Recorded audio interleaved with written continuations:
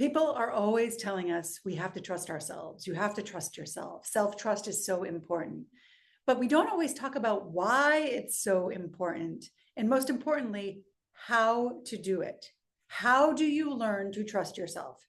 My name is Heather Hansen. I was a trial attorney for decades, and I taught witnesses the tools and the skills to testify, to tell their stories, and to get the jury to give them their wins. And a big part of that was learning to trust themselves enough to testify. I'll never forget the day that I was preparing for a trial. My nurse that I represented in the case was waiting for me in the conference room, and I was running down the hallway with all of the binders, with all of the evidence from the case to get ready to prepare her for her testimony.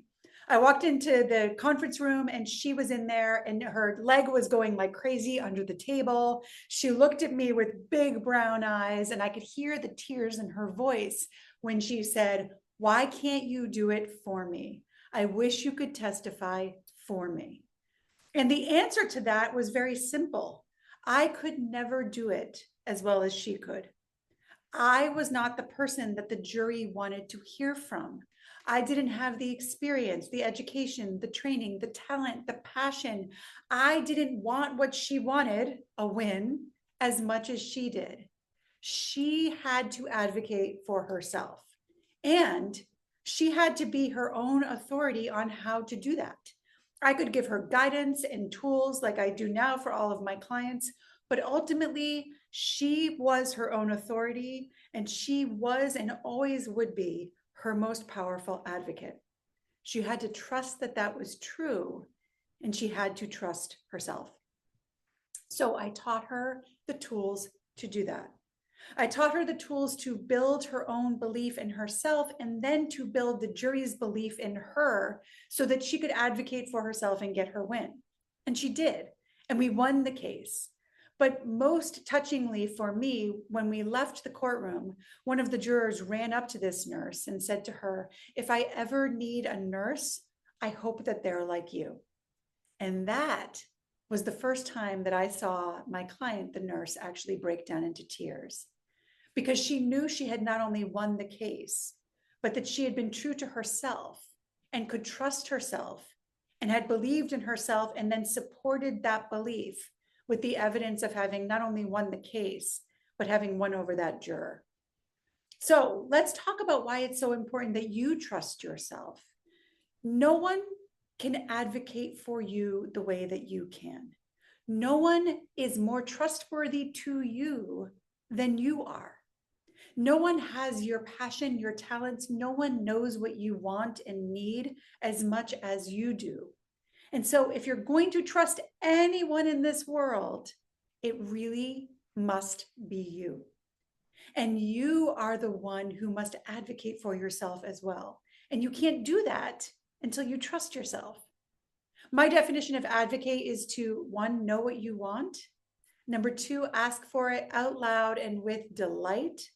And number three, to master the art of the ask. And you can't do those things unless you trust yourself. If you don't trust yourself, you don't trust yourself to want what you want. And if you don't trust yourself, you don't trust yourself to ask for it out loud and with delight. And if you don't trust yourself, you don't trust yourself to master the art of the ask. So it's important to trust yourself because of the way that it feels inside and also because of the way that it allows you to interact with the world and to get the things that you want and dream of.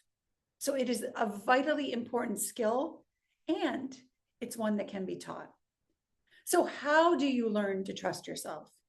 Well, let's put trust to the side a little bit because trust takes time. The root of the word trust is strong and strength takes time. It takes practice, it takes repetition. But the root of the word believe is love. And the root of self-love is allowing yourself to believe in yourself and to believe yourself and to believe that you have your own back. So let's put trust aside and talk about self-belief.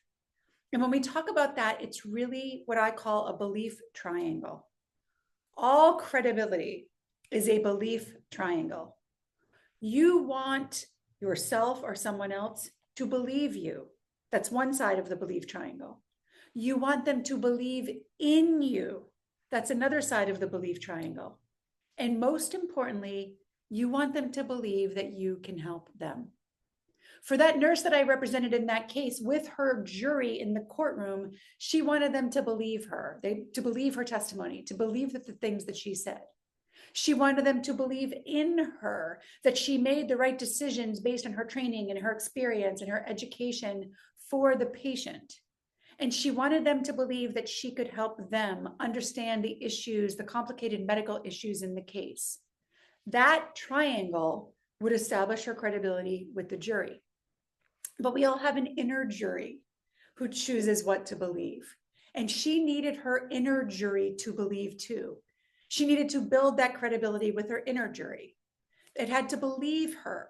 When she made herself a promise that she would be strong and capable and practiced when she was testifying, she had to keep that promise and believe in her that she had the skills and the capacity to be a good witness. And most importantly, to believe that she had her own back. No matter what happened in that courtroom, no matter what happened in that case, she had to know that she would be there for herself. And over the course of the case, as we discussed things and looked at evidence and prepared, she built those three sides of the belief triangle in herself. And that led her to be a much stronger witness to that outer jury. You have to do the same thing. Let's talk about those three sides of that credibility triangle. The first side is believe you. When you make yourself a promise, you have to keep it. When you set yourself an expectation, you want to meet it. And you want to do that over and over and over again so that you believe yourself. You say you're going to get up when the alarm goes off, and you get up when the alarm goes off. You say you're going to shut down emails at 4 o'clock, 5 o'clock, 6 o'clock, and you shut down emails. You say that you're going to take good care of yourself and set a strong boundary with someone else, and you set that boundary. This is the believe you piece of the credibility triangle. Now, sometimes people say to me, well, that's great for you, but I don't always keep promises to myself or meet expectations that I set. And that's fine. We're all human. But when you don't, you have to own it. You have to be willing to say to yourself, you did not do what you said you were going to do. You fell short. This is why, and this is how you can do it better in the future. And then actually do it better in the future. This is how you believe yourself, which is that one side of the credibility triangle. The next side is believe in you. And this is where we have imposter syndrome. We don't think that we're up to the task of the things that we want to do. And you are up to the task. You just need to totally mine your life for stories and evidence that allow you to believe it.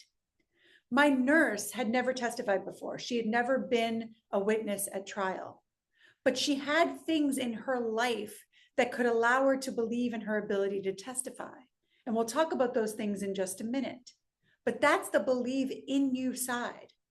You have all kinds of things from your history, from your life, from your experience that should allow you to believe in yourself, knowing that you have that spark of something that no one else has, that you shine a light that without you will not be shining, that you have talents and a song to sing. And if you do not sing, that song goes unsung.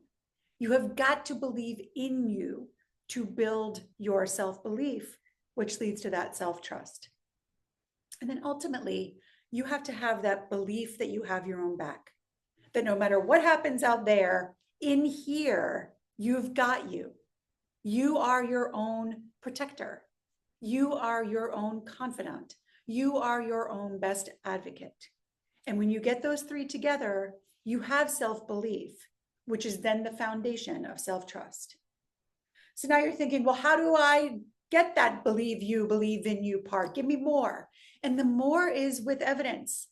In the courtroom, we prove things with evidence. We build belief with evidence, and so do you. So if you want to build the belief that when you make yourself a promise, you keep it, the way to build that belief is by creating evidence, by making yourself promises and keeping them.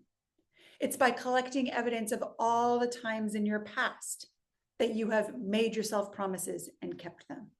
And you really need to do this consciously and argue against a voice inside your head that tells you anything different. And it's the same thing with the believe in you piece. That nurse did not have confidence in her ability to testify, but I talked to her about all the difficult conversations that she had ever had. She was an ICU nurse. She had had really difficult conversations with doctors and families of very sick people. And she had shared evidence and stories and made the case for things outside of the courtroom for years. And that could build her belief in herself and her ability to testify. Because we all testify every day to our juries, the people who make decisions as to whether we will get what we want or not. And as she started to look at her life that way, she saw more and more evidence that she could believe in herself. And you need to do the same. Collect evidence from your life of all the things that you've done that allow you to believe in yourself. And also create it. She created it by doing the nurse did, by doing a phenomenal job at her deposition. So now she had evidence that she could actually testify really well in a courtroom, semi-courtroom setting, creating evidence. You can create evidence that you can do any of the things that you dream of doing by taking the steps to do them, by putting yourself out there, by taking the risk. Knowing that the goal is not always to get a yes or to get what you want, but to prove to yourself that you can do it and the world won't come crashing down if you don't get what you want. That you can ask for what you want simply to create evidence that a yes or a no won't be the end of the world. And that no one around you cares as much as you do if you get a no.